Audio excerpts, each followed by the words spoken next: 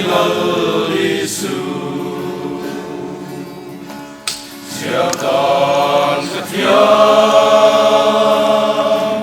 Heilan Min Kaila Iram Katen Ain Swalten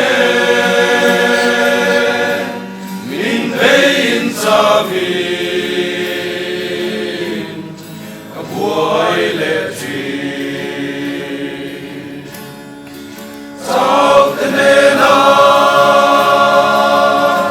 Zapna Petindu Kay Poin Karon Pan Silalpa I-cross Limlay Amin Tzaltilan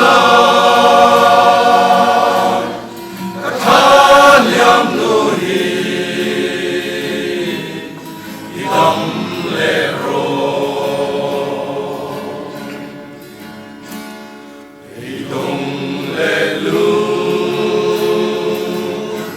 Ngaya Kaomri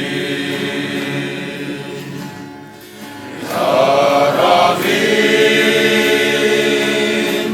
Intihar Lela Saklau Lekho Harra Kaomri Mintamwanin Min Iharang Tse Sautenena Zapna Petintu Kay Poin Karon Pan Silalpa I-cross Limlay Amin Tzaltilan Katalyam Nuhi Idam Lero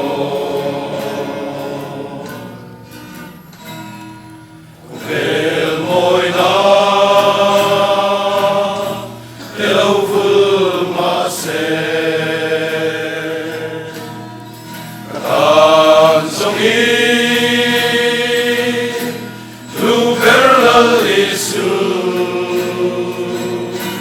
Tamlay Rokwi Evam Sagnaten Kapuang Ronu Herkanesi Sautenena Zapna Petintu Kay Poin Karon Pan Silalpa